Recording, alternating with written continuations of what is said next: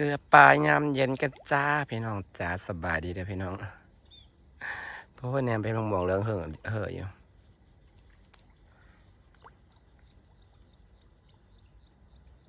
มื่ออื่นเศร้าจะหาหรือว่าเขาสิซื้อนะพ่อมาบ่ซื้อสัญญาณกันขโมยเห็นนกกระยางขาวบินขึ้นกินอีกตัวหนึ่งยันมากินปลาลายนกกระยางขาวมันมักจับกินปลาอยู่เนาะเศษหุ่นไร่กาจ้าพัดโอ้ยห่อนเลยคำแต่ก็ยังเอาอยู่เหือออกมาเหือเกลือปลาก็เหือสัตว์จ้ะเศษหุ่นไร่กาเกลือปลาคำพี่น้องห่อนอะไรพี่น้องบ้านเจ้าห่อนคือบ้านข่อยอยู่ปะจ้าห่อนจนเหือแตกก็เลยบริออกแต่เฮือนจ้ะห่อนเกินที่หุ่นไรกากางแค่ต้นมะพร้าวคือยังห่อนเกินบ่ออกแต่เฮือนนะครับบอกว่าแป๊บเดียวยังอันนี้เดือนหาเนาะห่อนใส่สงกรานต์ใส่เดือนหาต้นมะพร้าวมีการเปลี่ยนแปลงอีกแล้วจ้านะผงขาวนี่มันก็ดีเลยได้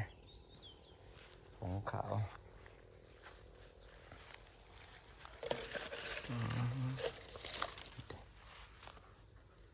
หลอดไปจานเรามีผงขาวมาใส่อันนี้เราแล้วมันก็ไม่ตายแล้วค่ะเฮ้ยมีแหงในลมมาละฝนตกใช่ไหมนี่มะม่วงก็ออกยอดแล้วจ้างามแล้วกินมะม่วงมันได้ขนาดใหญ่แท้นี่มะม่วงมัน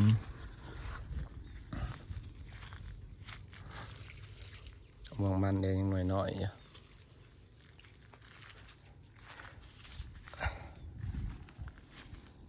แต่ก็เป็นพันธุ์ใหญ่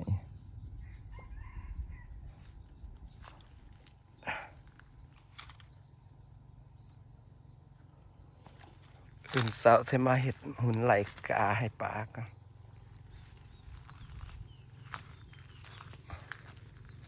บ่เคยเห็นเพิ่นมาหรอกครับก็เห็นมื้อนี้แหละเห็นเป็นบินมานกกระยางขาวม่วงมันนั่นใหญ่อันนี้น่าจะเป็นเขียวเสวยป่ะไซส์ใหญ่แต่ตัวหน่วยต้นนั่นน่ะมันสิแบบไซส์มันสิบใหญ่ปานใดเป็นมะม่วงแบบเคยกินแล้วปีที่แล้วนี่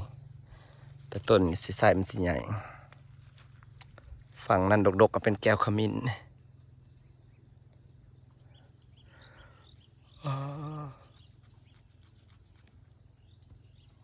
อยากกินมะม่วงมัน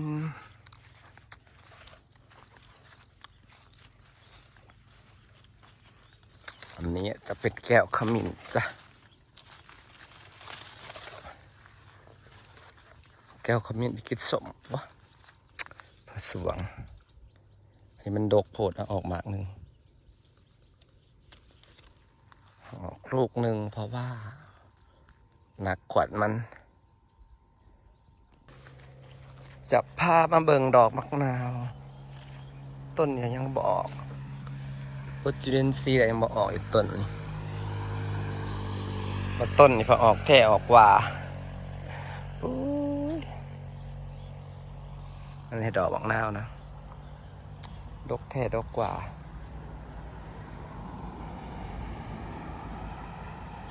วันนี้วันอะไรวะอ่อนเลยนางสเปียหดจุลินทรีย์แต่ต้นไม้ก็ต้นใดท่านพันใหญ่อันนี้ใหญ่บัดแล้วกำลังแตกยอดเดี๋ยวปล่อยหดจุลินทรีย์ก่อนนะคะ ใหญ่ไปเลยดีก็ได้ต้นกลางแต่อันนี้ก็ใหญ่ไปเลยใหญ่ไปเลยพวกเขียวหมดเลยกำแพงต้นไม้ก็ใหญ่หมดแล้วจ้านี่ค่ะเขียวหมดแล้วจ้า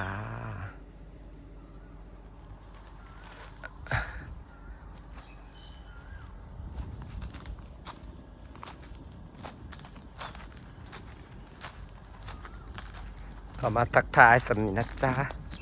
อื่นจะไปเรียนทำกรรมมาลาก่อนมือนี่สิโคตรต้นไม้ก่อนยามแรงหอนก็หอนเป็นหอนสบายทีเดียว